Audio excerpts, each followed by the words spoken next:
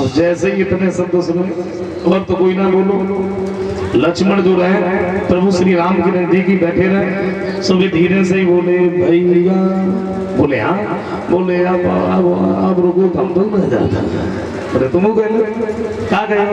अच्छा लक्ष्मण खड़े भाई, ये सीता की बात करते हुए बोले तुमने ये तो बता दिया अवधपुर में क्या होता है, तुम्हें मालूम है कि जनकपुर में क्या होता है? क्या होता है?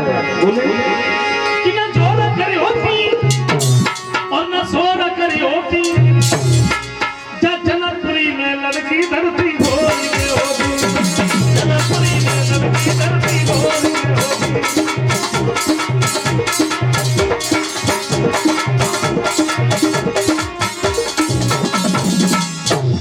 बड़े हर्षोल्लास के साथ में सबने भोजन किया।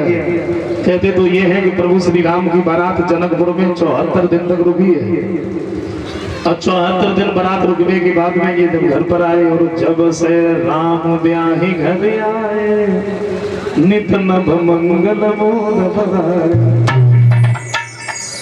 अच्छा एक दिन महाराज दशरथ ने तीनों रानियों को अपने नजदीक बिठाया और एक बात की, देखो अभी तक तो तुम जैसे भी रही कोई बात नहीं, अब तुम्हारे पुत्रों की बहू आई है, अब हम तुम्हें ये बताएं सास को बहू के साथ कैसे रहना चाहिए, अब बहू को सास के साथ कैसे रहना चाहिए।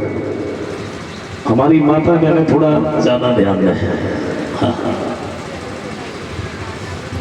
वो ये कहते हैं कि पराए घर की लड़की अगर आंगन में बहू बनकर के आए तो सास का क्या धर्म है? पर लखनी बधू घर आए और राखो ने न पलक की लाए। पराए घर की लड़की आंगन में अगर बहू बनकर के आए तो सास का ये धर्म है अपनी बहू की इस तरीके से रक्षा करे, जैसे आंखों के दीदों की रक्षा करने के लिए पलक हमेशा तैयार रहते, पलक हमेशा सतर्क रहते कि देखे मेरी बहू के ऊपर कोई कष्ट तो नहीं है, कोई कलेश तो नहीं है, और अपनी बेटी से बढ़ करके अपने बहू को माना। ये सास का धर्म है, बहू का भी है। सादर सास गुरु पति पूजा और जहाँ से बढ़ के धर्म न अपने सास ससुर पति का सम्मान करे, कहने के अनुसार चले। बताया तो ये है कि देखो जिस स्त्री के घर पर सास ससुर पति जीवित है, मंदिर में पूजा करने का क्या अधिकार, उसके देवी देवता तो घर पर ही बैठे।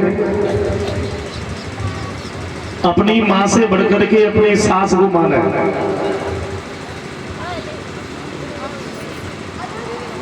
हम खैर जना कह रहे हैं कि सास की पूजा ना होते हैं, आजू होते हो खूब होते हैं।